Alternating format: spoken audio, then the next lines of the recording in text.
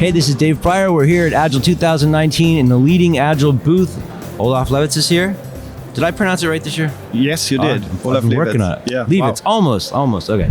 We're going to talk about witchcraft, magics, sorcery, all that stuff. Yes, absolutely. Okay. And transformation. Oh, yeah, and transformation too.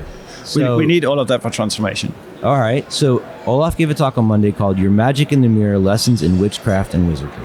Yeah. Okay. Brief summary. It was mostly about self-reflection.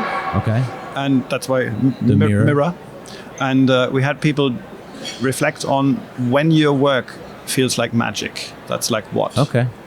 So when we do things with people, sometimes we do something just with intuition and with lots of rapport and gut feel, and we just think it's right. Yeah. And then something magical happens. And the team is at a new level, or something came out of a workshop that we didn't expect. And we know we did it. Right. But we don't know how. Okay. So I think it was Arthur C. Clarke who said that any sufficiently advanced technology appears like magic. Uh-huh. So in that sense, it is magic. And my mission with this work is to help us understand, how do we do this? How do we unlock it? Okay. So that we can unpack it, which A means I can do it again consciously, which might give me a chance to improve it. Sure. And I might tell you how I do it, and you might be able to learn from it. Okay. Yeah. Okay. So key part. So the session was in the self-care track. So it was a lot about reflection, grounding. We also did a similar exploration of when your attention is at its best. Okay. That's like what?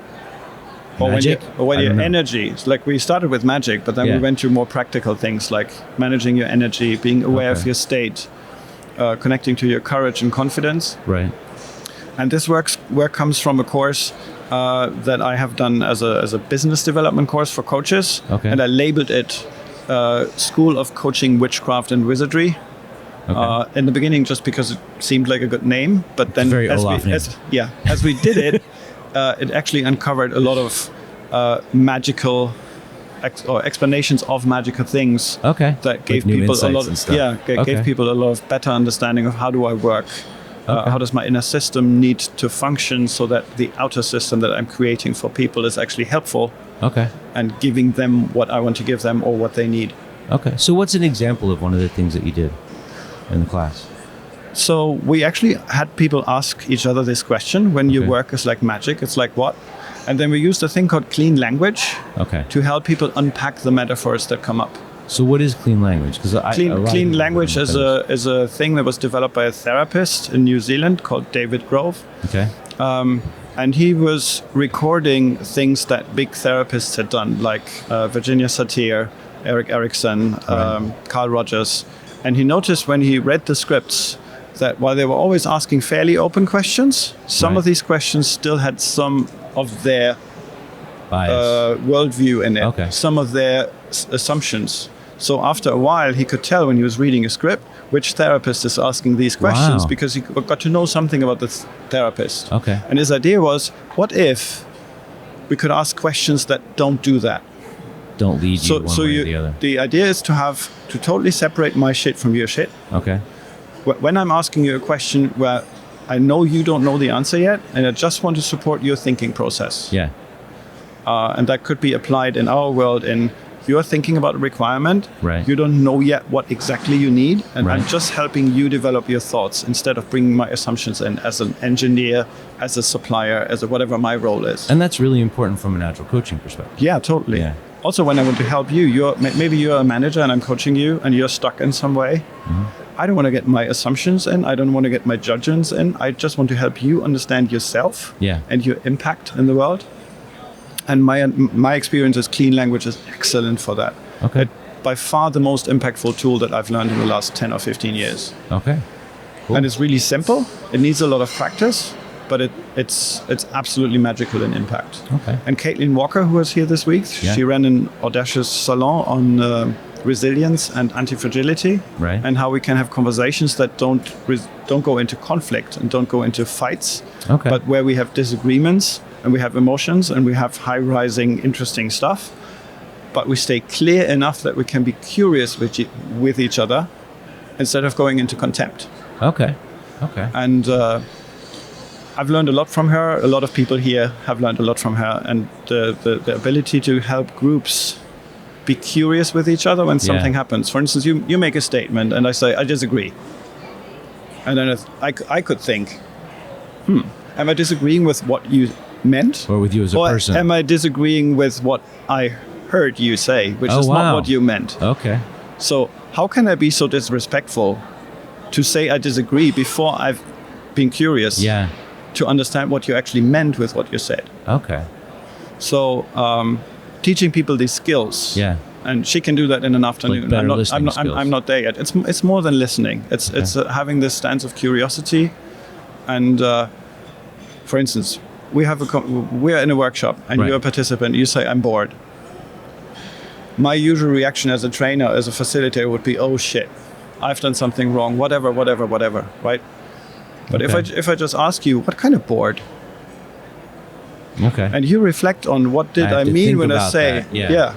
Okay. And it's deeply respectful, so I'm just playing back your words. I'm just asking you things like, where does bored come from? Yeah. Or where is bored? So you get to reflect in your own system, and you just notice, oh, well, I didn't eat in 3 hours. Maybe exploring yourself. Maybe I just need a bite. Maybe I'm not actually bored. Maybe I was just feeling tired because I didn't have enough energy. Or I need to drink some water. So I'm giving you a chance to understand yourself. Then you can express yourself better. I can understand you, and we're not going into a fight. And I'm not going into this place, oh, I'm a shitty facilitator because Dave is bored. Does that make sense? It totally makes sense. And it's always interesting to me when we get to talk each year, because I know you're always working on new stuff, and it's all. I mean, you said you're in the self-care track, but all your stuff is about improving ourselves so we can be more present for other people. Yeah. So what other? I'm sure there's something else you have going on. Yeah, there's something really exciting. I started last December. Sarah Baker is an Agile coach in Florida, Orlando. Okay. And she was participating in this class of coaching witchcraft and wizardry. And at some point, she said she was planning a coaching session with me, and she said, "I'm not sure if I'll be available because I'll be attending this course the weekend before." And then we had the coaching session, and she told me about this course. And her description was making me scared. And you know me. Yeah. It takes something to if make me it made scared. you nervous, that's a lot. And it made me totally excited. She was like, this was the best weekend of my life. Wow. It was a deep dive into emotions. Like you got to explore your rage, your anger, your grief and sadness, your joy. And there was apparently, well, I've seen it now, I've done it now. Yeah. So a lot of dancing, a lot of crying, a lot of shouting, and all of that in an extremely safe environment. So I went to this course. It was awesome. I went again in April. I asked my wife if she wanted to come. Okay. And she was like, yeah, okay. I asked my 20-year-old daughter, expecting a teenager, daddy, skeptical conversation, but she just said, this sounds great. Can I bring my boyfriend? Wow. So all four of us went to Orlando in April. Okay. And one of the hidden agendas I had, I wanted to bring this course to Berlin. Okay. Which obviously was a little difficult, but we did it. So great. Like 6 weeks ago in June, we had this course in Berlin. We brought 5 people over from Orlando. Wow. We created a kind of special course for people to help. Okay. Because one of the special things about this course is you have twice as many assistants as participants. Huh. So the weekend I went in, there were 25 people like me who had no idea what was going to happen. And 50 assistants. Wow.